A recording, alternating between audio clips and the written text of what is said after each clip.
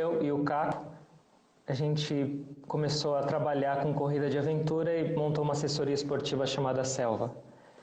É isso mesmo. Então, esses anos que da minha formação até essa minha pequena mudança, eu tive essa alegria de trabalhar com a Ranfan e com a Selva, que foram extremamente gratificantes e muitos ensinamentos e experiência. Suami, eu posso dizer o mesmo. A turma ficou com muitas saudades quando você saiu. Eu lembro muito Sim. disso. Que você foi lá para a selva, né, junto com o Caco, e você deixou muitas saudades lá na Run Fun. A gente sempre gostou muito do teu trabalho, né, muito mesmo. Né? E tanto que tem gente aí que fez questão de entrar para matar um pouco dessas saudades aí. Me conta um pouco, muito... O pessoal que está entrando, tá? A gente começou agora, né? Estamos aí entrevistando Swami Ishirananda Giri, monge, né? Tá melhorando, hein? Até o final da live eu chego lá. Tá? E para quem está entrando, o objetivo hoje é a gente bater um papo, entender um pouco do Swami, um pouco da história dele, né? Ele vai contar um pouco também do tempo dele como atleta, que é a próxima pergunta, né? E a gente vai evoluindo para entender toda essa mudança na vida e também aproveitar os ensinamentos de tanto estudo dele para os dias de hoje. Me conta um pouquinho, Swami, você falou da formação, da passagem como treinador, aliás, um grande treinador, e você foi um atleta, né? Você sempre foi um cara que treinou e eu sei que você até hoje treina, né? Me conta um pouco da época de atleta, o que você fez e alguns resultados teus, assim, para o pessoal poder entender um pouco o contexto. Legal. Eu pratiquei sempre muitos esportes, mas de uma maneira um pouco mais dedicada e um pouco mais sistemática e disciplinada, eu acho que principalmente a corrida, mas de uma maneira mais competitiva foi a corrida de aventura, onde eu considerei que era uma participação ou uma meta competitiva. Então, acho que foi a corrida de aventura que, na verdade, engloba a corrida e principalmente os outros esportes que eu participei. Pelo que eu lembro, nessa época, quando a gente competia e eu ainda estava ativo na selva, a gente ficou por um bom tempo como o primeiro do ranking nacional e a gente fez várias provas internacionais com resultados expressivos, alguns campeonatos mundiais. Então, foi um momento muito legal e essas competições, além de trazerem resultados externos e de posições, eu acho que muitas conquistas também internas, conquistas pessoais, essas provas trouxeram. Swami, você comentou, a gente bateu um papo um pouco antes, né? E você comentou, estava comentando de como o esporte ele é muito parecido com a meditação, né? Com essa, quando você alcança através da meditação um estado de espírito talvez mais elevado, né? Você contando que o esporte bem feito também, bem treinado e bem competido também tem muita relação, né? Me conta um pouco sobre isso, assim, como é que é a tua visão em relação a isso, né? Eu considero que a minha prática de esportes por vários anos foi uma das bases mais fortes para a minha vida agora. O meu treinamento, a minha preparação, a disciplina que eu aprendi a desenvolver com o esporte, os resultados que eu tive com o esporte, assim, de transformação pessoal, de percepção mental, foram extremamente valiosos e uma base para o que eu sigo agora de meditação. Então muitas pessoas falam, mas como é possível? Foi uma mudança tão absurda e drástica, mas na verdade não foi tanto. Eu entendo até que foi uma continuação muito harmoniosa de um treino, de uma competição esportiva, de uma dedicação para o esporte, para um caminho de meditação. Porque o que a gente tem de percepção do esporte, com superação de limites e desafios, com os benefícios que a gente sente fisiologicamente, mentalmente, a gente também sente quando a gente medita. A gente obtém isso de uma maneira um pouco diferente, mas o resultado, a experiência disso é muito parecida. Puxa, que bacana ouvir isso, né, pessoal? O pessoal que está entrando aí, né, muita gente entrando ainda. A gente está conversando com o Swami Shivananda Giri, ex-treinador da Run Fun, ex-professor de educação física, é professor de educação física, mas não atua mais, e está contando um pouco de como a relação do esporte, como ajudou ele nessa mudança, nessa continuação, nessa mudança que ele deu na vida dele, que para ele não é tão radical assim, como ele mesmo falou, né? Muita gente está entrando, por isso que é bom sempre voltar e contextualizar isso aí. E, Swami, me conta uma coisa, qual foi a tua melhor lembrança assim, da época das competições lá? Porque vocês chegaram a competir, você e o Caco, chegaram a competir internacionalmente, né? Sim, sim, a gente já fez algumas provas na Patagônia, que foram provas muito duras e várias lembranças, porque a gente tinha uma característica, uma especialidade de fazer provas longas que duravam dias. Então, pouco sono, muito esforço, pouca comida, muita história para contar. Então, essas provas internacionais têm muitas lembranças. Uma também que a gente fez muito legal, que até o Rafael Niro está lembrando, foi em Abu Dhabi, no deserto. A gente viajou para lá para competir nas dunas, uma experiência extremamente nova, a gente tem muita experiência, então... Tem muita coisa boa, muita história engraçada, né? E você comentando de dormir pouco e comer pouco, eu acho que é uma coisa que até hoje o Caco faz, né? E pelo visto você também, né? Por isso que eu falei, agora foi só uma continuação com uma outra cara. Legal demais, cara. Só para vocês saberem, pessoal, o Swami competiu corrida de aventura, né, de uma maneira mais forte, e juntamente com o Caco eles foram líderes do ranking brasileiro durante muito tempo, né?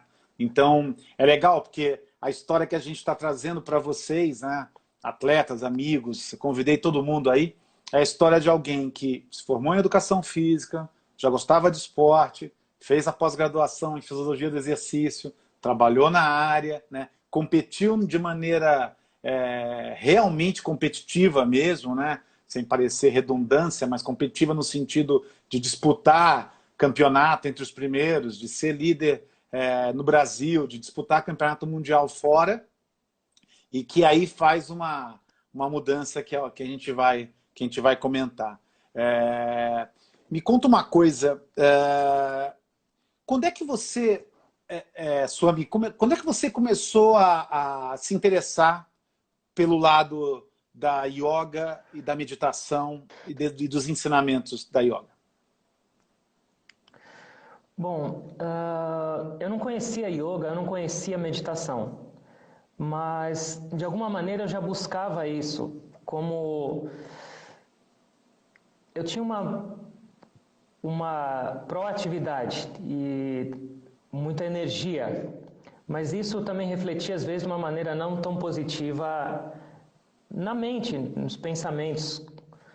E eu sempre busquei de alguma maneira esse caminho, só que eu não conhecia yoga nem meditação. Então, primeiro, na verdade, quem me introduziu a yoga foi o Caco também.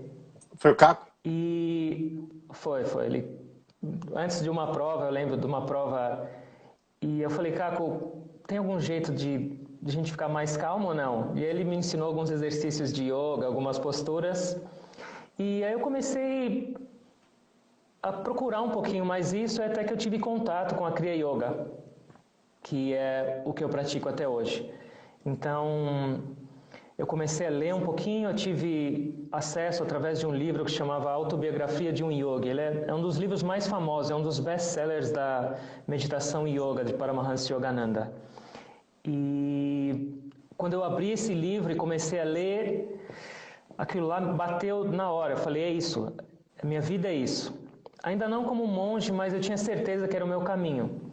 E eu comecei eu aprendi a técnica e comecei a meditar, comecei a me aprofundar e isso começou a tomar muita forma na minha vida. Começou a ficar muito intenso com as percepções, com as mudanças, com a abertura de portas que eu estava percebendo e as possibilidades. Então, depois de alguns anos meditando, ficou muito claro para mim que eu precisava dedicar minha vida a esse caminho, porque ele tinha muito para ser explorado e era o que meu coração estava mandando. Então foi aí que eu decidi dedicar minha vida para esse caminho. Poxa, que legal. Swami, pessoal, uma coisinha, tá? Todo mundo que quiser deixar perguntas, tá? Ali embaixo, onde tem a interrogação, né? Você pode chegar lá e fazer as perguntas, porque a gente vai usar a live aqui para contar a história, para o Swami contar a história de vida dele.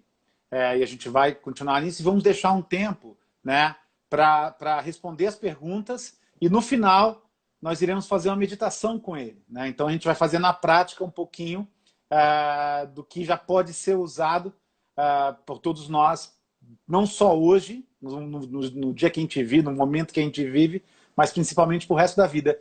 E pegando esse gancho, viu, Swami, até comentei contigo, eu fiquei super animado, estava super animado em a gente se falar. Primeiro porque faziam 15 anos que a gente não se falava, né? Então, há 15 anos atrás, a gente era um pouquinho diferente. Eu não tinha esses cabelinhos pintados aqui, você tinha um cabelo encaracolado e tal. Né? E você era um cara altamente energético, assim, energético não é a palavra, era agitado, né? Você sempre foi um cara que estava sempre agitado, sempre fazendo coisa. Então, eu estava muito, muito ansioso e feliz de poder fazer esse bate-papo. Mas eu queria contar uma coisa, né? Eu descobri a meditação em 2018 através de um app, né? Que eu comentei contigo. E eu fiquei um ano, paguei esse app, né, durante um ano, então eu falei, não, vou usar durante um ano. E quando você falou da história da meditação e esporte serem parecidos, uma frase que me marcou muito quando eu estava fazendo a meditação foi que o cara que dava aula, ele falava o seguinte, pode parecer repetitivo, pode parecer que você não está melhorando, mas você vai evoluir com a disciplina, né? E na hora que ele falou aquilo, caiu perfeito para mim como um tapa, assim, do tipo, cara, tudo na tua vida foi com disciplina, né? Então não vai ser a meditação que vai ser diferente. Então você ter comentado, conta um pouco sobre isso, né, Swami? Porque muita gente, acho que acredita, eu era assim, eu via a meditação como algo muito distante da gente, porque já me remetia a gente na montanha, né, olhando para um visual e parado ali, né? E não é nada disso, né? Mas essa importância da disciplina, né, nisso, né, de como você consegue evoluir. Acho legal você falar um pouquinho disso. Legal. A meditação como esporte, ou na verdade como qualquer outro aspecto da vida, a disciplina é um dos fatores primordiais. E a meditação tem um fator muito legal e interessante que você falou, que é esse de repetição. Só que tem um diferencial que torna, às vezes, um pouquinho mais desafiador para quem não sabe. O esporte, você exige esforço contínuo e repetitivo, mas você tem uma percepção, às vezes, de melhora e de resultado um pouquinho mais claro e perceptível. Sim. Então você percebe, sua frequência baixou, você está baixando o seu tempo, seu músculo está crescendo. Mas na meditação, não necessariamente você vai ter uma percepção nítida disso na hora. Então, às vezes você começa a praticar e você fala, não é possível, todo dia eu estou fazendo isso, fechando meu olho, dedicando meu tempo, mas não muda, não está acontecendo nada. Minha cabeça está ainda cheia de pensamento, eu estou agitado, ansioso, às vezes parece que eu estou pior. Então, a transformação da meditação, ela é mais profunda e ao mesmo tempo ela é mais sutil. Mas quando eu tenho essa certeza, essa convicção, quando eu fecho meus olhos e pratico um pouco, não importa se é 1 minuto, 10 ou 1 hora, está acontecendo uma mudança imensa lá dentro. E não necessariamente isso vai ser aparente quando você acaba de meditar ou daqui 1 ou 2 dias. mas tem uma mudança muito grande acontecendo lá. Tem um mestre que dá um exemplo que é como se fosse para erguer um prédio.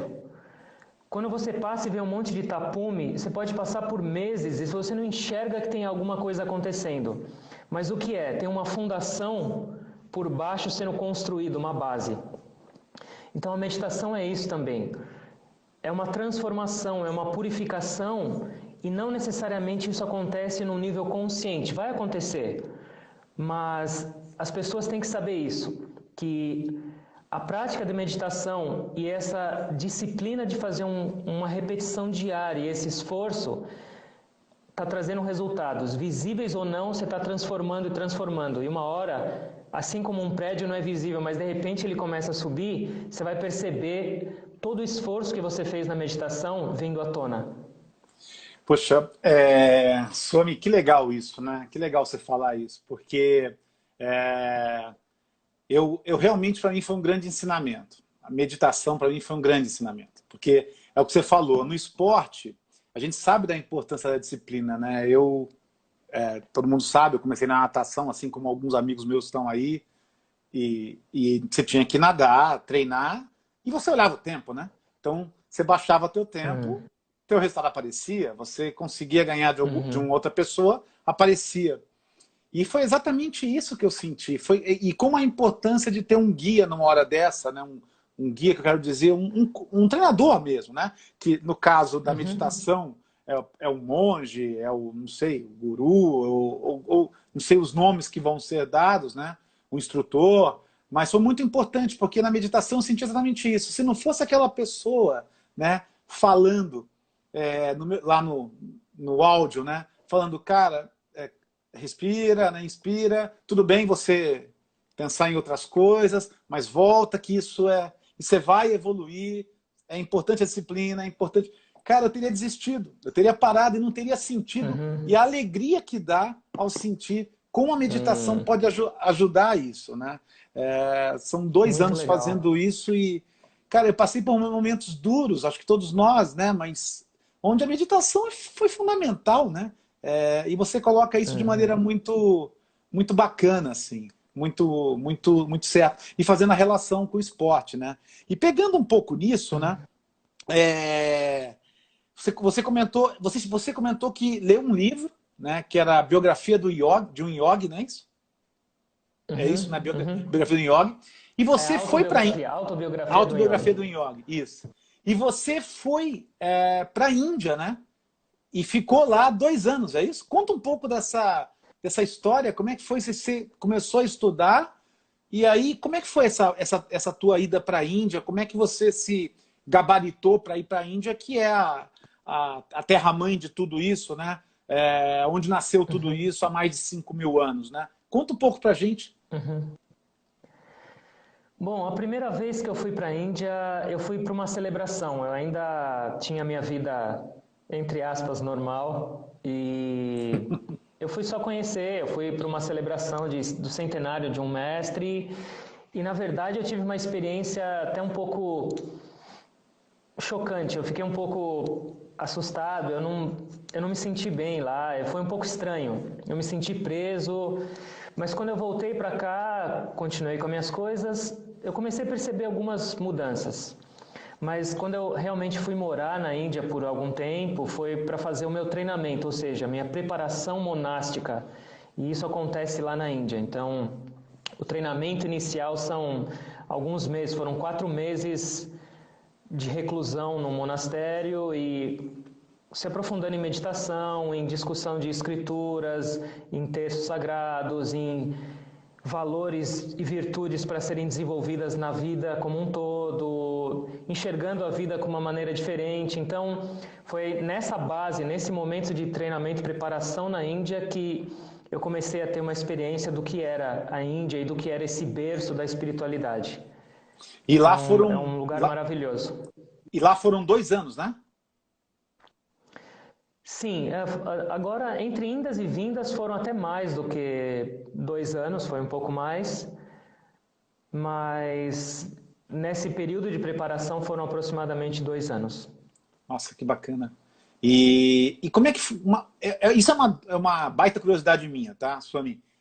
Como é que é? Você fica num monastério e ninguém fala com ninguém, é isso? Não, você tem aulas, tem diálogo. Então, por exemplo, a vida no monastério, é que aqui nesse monastério não tem tantos monges, Sim. tem aproximadamente um só. Que está falando com a gente. Que está falando. Mas é um núcleo familiar. Então você se relaciona com os outros monges, você tem uma vida familiar de um ajudar o outro, de um se apoiar no outro, um se divertir com o outro, trabalhar junto, meditar junto. Então é uma construção familiar também, com uma meta um pouco diferente, com um caminho um pouco diferente, mas ainda esse núcleo familiar existe. Existe. Então, é claro que existem momentos de reclusão.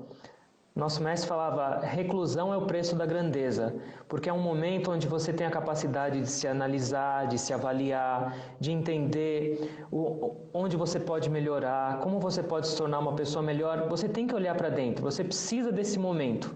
Então, sim, apesar de ser um monastério e ter um núcleo familiar, mas o silêncio é extremamente valorizado, não como obrigação ou um castigo, mas valorizado nesse caminho de autotransformação. E isso é muito importante, aliás, não só para quem vive num monastério ou para quem dedica a vida para isso, mas no nosso dia a dia, pequenos momentos de reclusão, entre aspas, ou seja, um pouco de silêncio, um pouquinho de afastamento é extremamente precioso e válido para qualquer aspecto das nossas vidas. E isso eu aprendi muito nessa vida. Nossa, Suami, e você está falando isso no momento onde o mundo inteiro, né, teve que todo mundo teve que ficar recluso, né, ficar dentro das suas casas, com as suas famílias, né, e é um momento, talvez uma oportunidade única, né, para todo mundo ao mesmo tempo, né, aprender um pouco com isso, né, porque eu uma vez eu vi alguém comentar uma coisa bacana, né? Que era... não, eu sempre quis ter tempo para ficar, né, sozinho, não sei o quê, porque nunca dava tempo. E aí, no momento que você tem esse tempo, né? Muitas vezes a pessoa não sabe o que fazer com ele, né? E porque ficar com as pessoas, tudo bem, né? É uma coisa... Ok, se ficar com a família. Eu estou com a minha família, sinceramente, estou aproveitando muito esse momento, né? Mas ficar sozinho requer... eu acho que um conhecimento e acima de tudo, uma coragem, né? Não é coragem a palavra, mas acho que uma disciplina mesmo, de novo, né? Para você ficar sozinho e se aguentar sozinho, né? Com seus pensamentos e ali poder evoluir, não é um pouco isso? Sim, e na verdade essa palavra que você falou faz sentido, coragem. Faz sentido. E uma outra coisa também é muito interessante, você colocou dois tópicos para duas conexões no tema dessa conversa: quarentena e saúde mental. Então a gente não deveria encarar essa quarentena só como uma quarentena do covírus e as pessoas estão doentes, eu não vou sair para me contaminar. Mas eu acho que isso também é uma quarentena divina. É uma oportunidade que todos nós temos para fazer uma autoavaliação ou uma reavaliação e olhar um pouquinho mais para nossas vidas e principalmente para nossas mentes e perceber que essa doença não é só externa, mas tem muito desarranjo mental dentro de nós.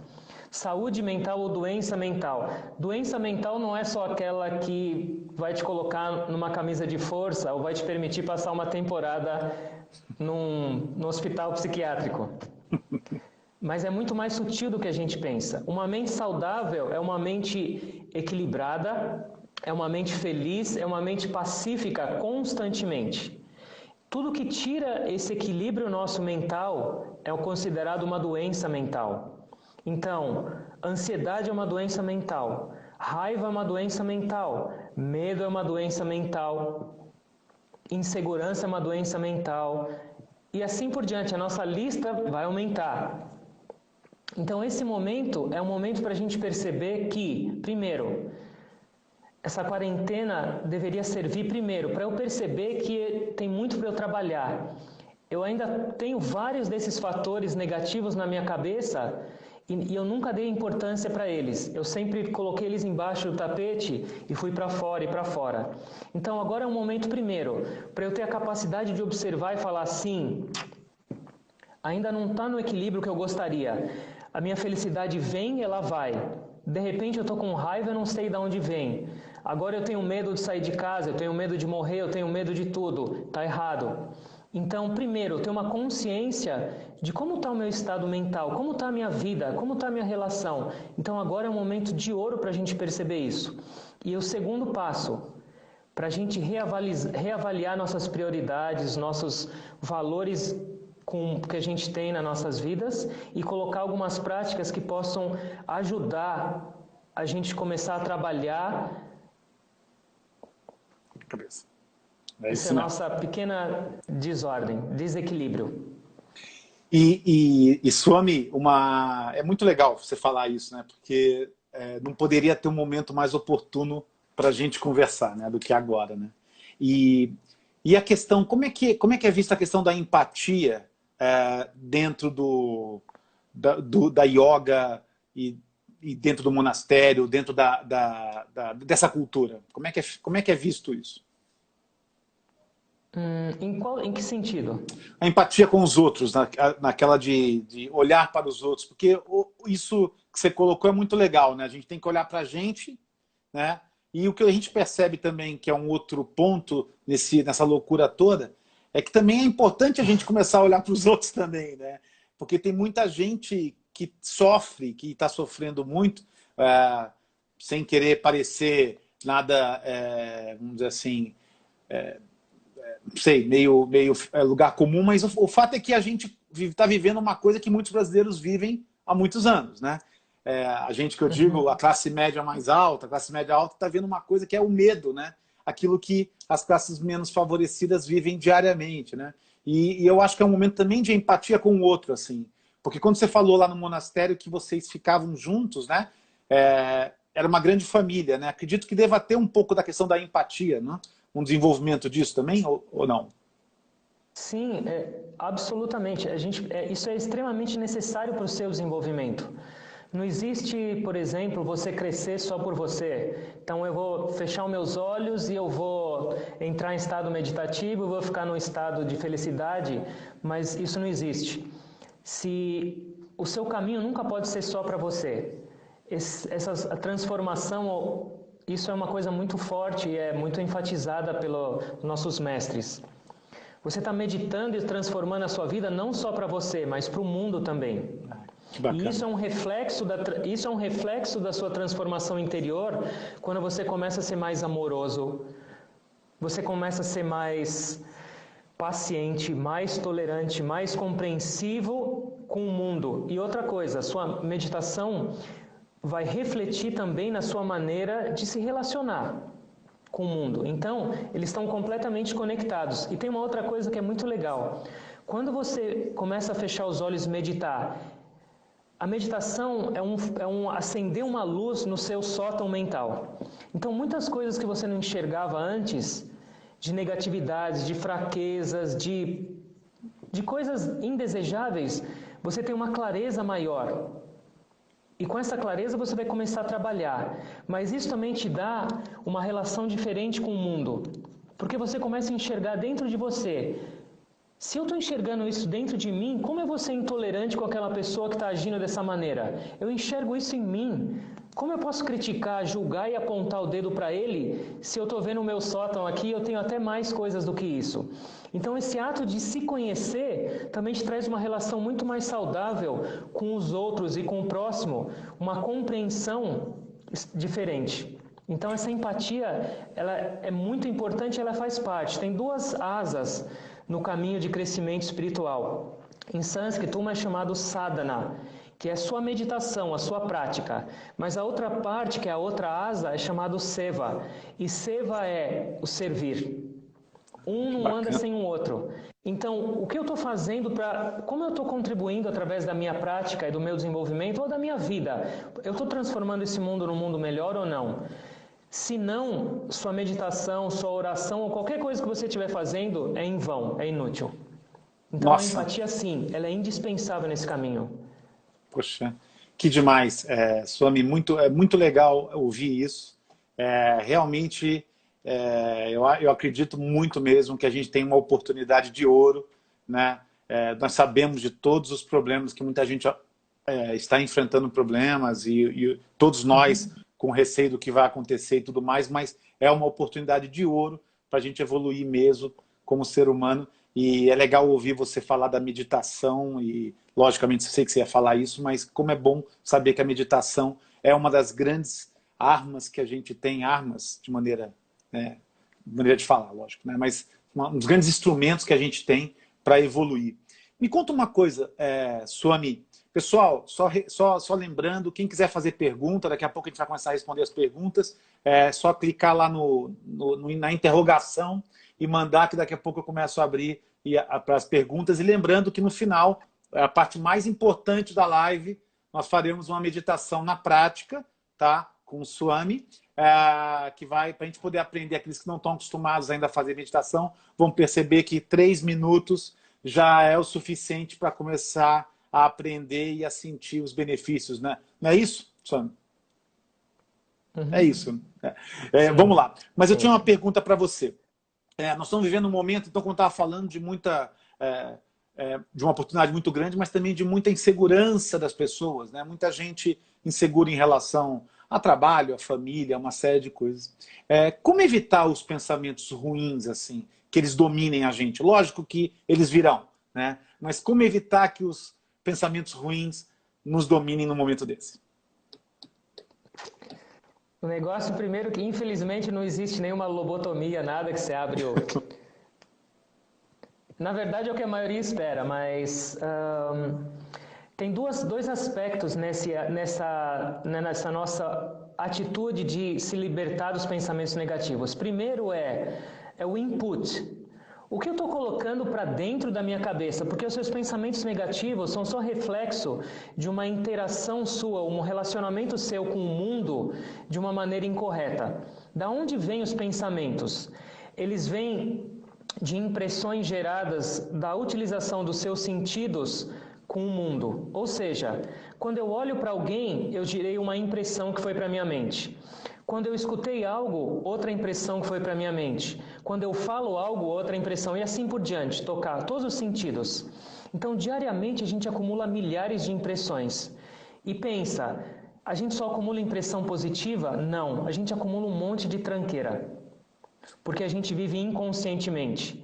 E a gente pensa, deixa eu só falar essa negatividade, vai passar. Deixa eu só contar essa piada suja, vai passar. Deixa eu só ler essa coisa inútil. Não tem problema, é 1 minuto, não é 1 minuto. Essas impressões estão sendo acumuladas na sua mente e vão ficar lá para sempre. E o seu estado de pensamento atual é uma soma de as suas impressões de anos e anos que estão agora de uma maneira disposta na sua cabeça e sendo disparadas em forma de pensamento, e é por isso que a gente tem pensamentos negativos, porque a gente acumulou através dos nossos sentidos muitas impressões negativas e indesejáveis. Então, primeiro, eu não posso falar, eu quero ter pensamentos positivos, mas eu continuo colocando meu input negativo. Então, primeiro é ter uma consciência. O que eu estou colocando para dentro? Ao falar, ao ler, ao agir, ao ouvir. Isso é muito importante. Então, primeiro, eu tenho que interromper esse fluxo de entrada negativa na minha vida. E aí a segunda parte é o que eu faço com o que já está lá dentro. E que não é pouco. Não. E aí é a meditação. Não existe outro meio para eu eliminar essas impressões que estão armazenadas em forma de semente da minha cabeça, a não ser a meditação. Você pode ler um livro de autoajuda, você pode ouvir um conselho e falar, seja bom, você pode fazer qualquer outra coisa, mas isso não vai tirar as impressões de lá e essa semente vai continuar germinando. Então, meditação é um processo que vai torrar essas sementes negativas geradas por impressões na sua cabeça e vai tornar o seu fluxo de pensamento cada vez mais puro e positivo e cada vez mais limitado e contínuo. Então, vamos supor, você tem uma dívida grande. Você tem que fazer 2 coisas. Primeiro, você tem que parar de fazer dívida para não aumentar a sua dívida. mas a outra você tem que renegociar a sua dívida e começar a pagar. Então, viver com discernimento e clareza no mundo e meditação são esses dois aspectos que vão tornar a sua mente cada vez mais pura e positiva. Nossa, muito legal, muito legal ouvir isso, porque boa parte desses pensamentos que você comentou, às vezes também são pensamentos que a gente carrega desde garoto lá e muitas vezes foram colocados para a gente, né? Como se fosse uma verdade, né? E que a gente carrega também, fora aqueles que a gente vai conhecendo e vai trazendo, a gente também tem muita coisa que foi colocada para a gente quando criança, não é verdade? Sim, essas impressões são de anos e para aqueles que creem até vidas. E o que acontece? Uma vez que isso vem para a sua cabeça e você age em função disso, você vai criando uma repetição dessas impressões e isso vai se tornando hábito e vai ficando cada vez mais forte na sua vida. E esses hábitos vão se tornar a sua vida, o seu dia a dia, o seu agir. Então a gente precisa de um meio para começar a enfraquecer e eliminar esses hábitos na nossa vida. E isso é meditação. Legal, muito legal. Eu vou começar a responder as perguntas, porque a gente está com 22 perguntas aqui que eu estou vendo. Eu vou escolher as melhores. Mas antes de começar a responder as perguntas, Suami, me conta aqui uma curiosidade também, acho que muita gente deve ter essa curiosidade. Como é que é a tua rotina da tua vida aí? Você contou para mim antes, eu achei maravilhoso, mas conta como é que é essa tua rotina, que horas você acorda, como é que funciona isso? Legal. A base do nosso dia é meditação. Então a gente faz pelo menos 3 sessões de meditação aqui diárias e isso significa algumas horas de meditação por dia. O nosso dia começa por volta de 4 da manhã, com um pouquinho de exercício, alongamento e uma meditação um pouco mais longa. E depois o dia vai seguindo normalmente com atividades do dia a dia, de estudo, de escritório, computador, telefone, cozinhar e no básico, mas com essas pausas para meditação. Isso faz a diferença. Então, a primeira meditação é logo pela manhã para começar o dia com uma mente pura e limpa. Antes do almoço, a gente tem uma meditação também, que é um pouco mais curta, para dar aquela quebra no meio do dia. E no final da tarde, uma outra meditação para fazer aquela limpeza geral e chegar no final do dia num estado de mais tranquilidade e paz. Mas é claro, isso é uma rotina monástica. Sim. Não quer dizer que uma pessoa para meditar tem que ter essa rotina. Então, o dia começa mais ou menos às 4 da manhã e vai até umas 9, 10 da noite, mais ou menos. E a base principal é a meditação. Mas é claro, tem as atividades coletivas que as pessoas vêm para cá para meditar em grupo. Então é uma meditação guiada, tem palestras, tem várias viagens para os outros centros de meditação. Então, na verdade, é uma vida extremamente ativa. O monge não fica sentado de olho fechado falando on. Está bem longe disso. Está bem longe disso. Mas a diferença é a atitude ao realizar suas ações. É a atitude com que você faz tudo. Não é parar de agir, mas é agir com uma atitude diferente. Eu vou aproveitar até o que você comentou, Suami, para falar para as pessoas o seguinte.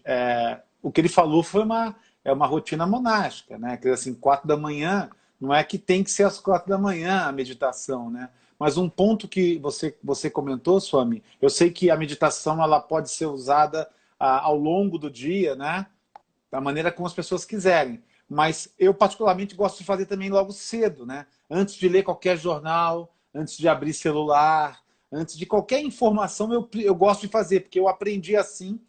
E isso é como você comentou, né? No momento que a tua cabeça está limpa, não é? Eu acho que dessa maneira os resultados que não são horas, como alguém colocou aí, pessoal. Pode começar com 5 minutos de meditação, não é isso? E depois ir aumentando, Sim. mas logo pela manhã, não é isso que seria melhor? Logo no início da manhã, quando não tem nada? Então, o que acontece? Quando você tem uma noite, você tem um sono profundo, você tem um repouso mental, você acorda renovado e com a sua mente ainda fresca. As impressões estão lá, as preocupações estão lá, mas no sono profundo você se esquece de tudo isso e quando você acorda, você ainda está nesse estado ainda de mais pureza mental. Então você, de repente, fazer uma prática espiritual, fazer um pouco de meditação, quando a sua mente ainda está mais pura, é mais produtivo, é mais eficiente. E aí sim você começa seus dias, aí sim, deixa entrar depois suas preocupações, seus compromissos e sua vida normal.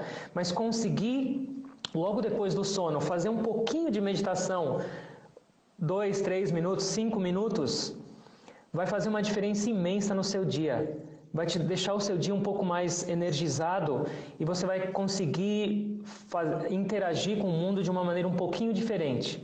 Mas é claro, se de repente uma pessoa não consegue meditar de manhã, não importa o horário, se ela conseguir estabelecer um pouquinho de meditação, alguns minutos, em algum momento do dia que for mais conveniente para ela, pode ficar extremamente feliz e celebrar porque a sua vida está mudando. Muito Sim, legal. O melhor período é considerado o matinal, mas qual é o melhor horário? O horário que você tiver. Perfeito. Muito legal isso, pessoal. Guardem bem isso, tá? Eu estou aqui lendo, né? Como iniciar na prática da meditação? Consigo fazer sozinho? Preciso procurar algum mestre ou monastério? Né? Acho que é um pouco do que você já respondeu aí, né? Sim, existe um caminho, existem algumas técnicas de meditação. Muitas pessoas têm uma ideia um pouco assustadora de meditação, porque tem conceitos de meditação é fechar os olhos e ficar sem pensar, ou é esvaziar a sua cabeça. Isso é quase uma insanidade, não é isso? Meditação é um processo, é um caminho. Então, para isso, é importante você ter uma técnica que vai te levar aos poucos para uma introspecção dos sentidos, sua mente vai se acalmando para você começar a ter um pouco de experiência de paz interior. Então, existem técnicas. Por exemplo, a Kriya Yoga é uma técnica de meditação, é um instrumento que eu pratico durante todos esses anos e extremamente eficiente por experiência própria. Então, para a gente começar, eu não preciso necessariamente de uma técnica, mas para um pouco mais de aprofundamento, é importante que você tenha um processo para conseguir melhores resultados. Pessoal, eu acho isso, a gente está falando com o Swami, e eu acho isso muito importante o que ele acabou de falar, assim, porque é o que eu acredito também. Eu sempre, para qualquer coisa que eu for fazer, que eu for aprender, lógico, tem os livros, mas a figura do treinador, né, do orientador, no caso da yoga, do mestre e tal, eu acho muito mais correta, porque você aprende da maneira correta. Né? Eu aprendi através de um app que me falava o passo a passo durante um ano, né? Então, assim, eu não cheguei e comecei, e eu senti que fez muita diferença. Então, pessoal, pessoal que está querendo começar a fazer, eu acho que é um pouco isso também, assim. Eu acho que sozinho eu acho difícil. Eu acho legal você aprender primeiro a técnica, né? E depois, lógico, aprimorar de maneira sozinho. E no final a gente vai deixar todos os contatos para quem quiser também te procurar, né, Swami? Porque você está aí na Lapa, né? Onde é o monastério, não é isso? E aí dentro tem cursos e tem aulas e tem tudo, não tem? Sim, tem as meditações, tem as palestras e tem uns processos de aprendizado de meditação. É um fim de semana onde as pessoas se dedicam para aprender a meditar. Então, aprendem as técnicas, aprendem a meditar, tirar dúvidas, os benefícios então, sim, no monastério tem essa possibilidade. Legal. É claro que as pessoas não têm que esperar para virem para o monastério para começar a meditar. Elas podem começar agora, podem começar hoje, podem começar com alguns exercícios de respiração e um pouquinho de concentração. Isso já vai ser muito útil e produtivo.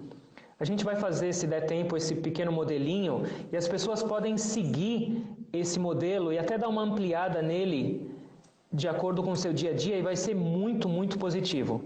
E para aquelas que quiserem um pouquinho além, a gente está à disposição para ajudar no que for preciso. Swami, então é o seguinte, a gente vai começar sim a fazer, porque senão daqui a pouco não dá tempo, e essa é a melhor parte, acredito eu, da live, que é aproveitar as técnicas. Então vocês vão ter a oportunidade de aprender as técnicas agora para começar a ir fazendo, e depois aqueles que quando saírem desse confinamento, né, quiserem procurar mais, entender um pouco mais, o Swami vai estar à disposição dentro do monastério aqui na Lapa para recebê-los e fazerem cursos, para fazerem aulas e por aí vai. Tá? Só respondendo algumas perguntas que eu já tenho aqui. Sim, o Swami continua treinando, a gente falou no início. Aliás, você treina... Eu vi uma bicicleta dentro do monastério, né? Um spinning, não é isso? Uhum. Tem... A ideia é assim, o máximo possível eu uso, me desloco de bicicleta.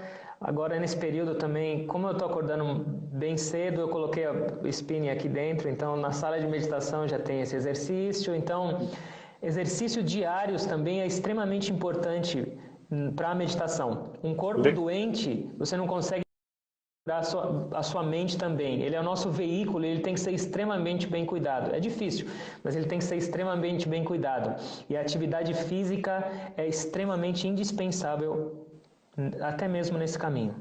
Olha que bacana, pessoal. Por isso que a gente quer querendo trazer sempre aqui nas lives coisas que conversem, né? Então a meditação conversa totalmente com o esporte, porque para você estar inteiro, estar bem, feliz e saudável, tem que estar as duas coisas funcionando bem. Swami, vamos fazer então a meditação para dar tempo, porque daqui a pouco a gente não consegue. Vamos lá? Então você está com você agora, você que orienta os próximos passos aí. Tá bom. Então a gente tem aqui pelo meu relógio a gente tem 5 minutos, tá? Então acho que talvez tá? Só para você se guiar aí. Tá bom, tá bom. A gente vai fechar e a gente vai até o fim na meditação ou... Vamos deixar o finalzinho para... Vamos fazer uns 4 minutos e deixar o último minuto para dar um fechamento. Tá bom. Tá bom? Legal. Tá bom, tá bom. Então vamos, por favor, fechar os olhos um pouco.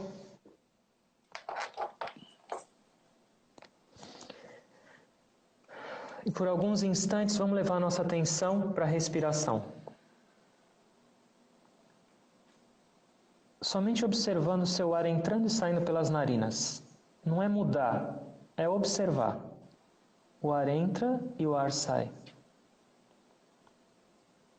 A respiração é o aspecto mais importante da nossa existência, mas ao mesmo tempo é um dos menos valorizados. Quantos de nós se lembram dessa respiração quase insignificante no nosso dia? Quantos pensam que se essa respiração parar agora, acabou a nossa existência? Ela é o elo de ligação. E ela é a base para a nossa transformação. Tentem se concentrar ao máximo e não perder nenhuma respiração durante esses minutos.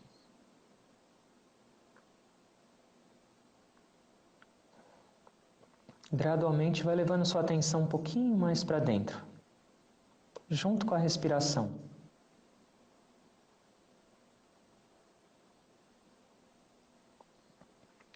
Se possível, respirando somente pelo nariz, tranquilamente.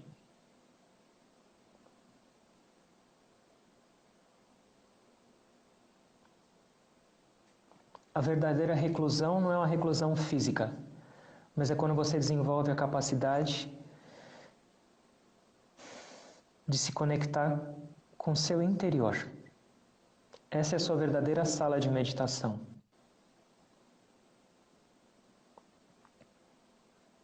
Por favor, faça uma inspiração bem lenta, longa e profunda. Inale. Segure a respiração e devagar, dentro do possível, incline o seu corpo para frente. O máximo que der, dentro do possível. E então exale. Respiração normal e consciente. O ar continua entrando e saindo. Nessa posição a gente estimula o fluxo sanguíneo no cérebro. E com mais oxigenação a gente tem experiência de paz. Continue atentos na respiração.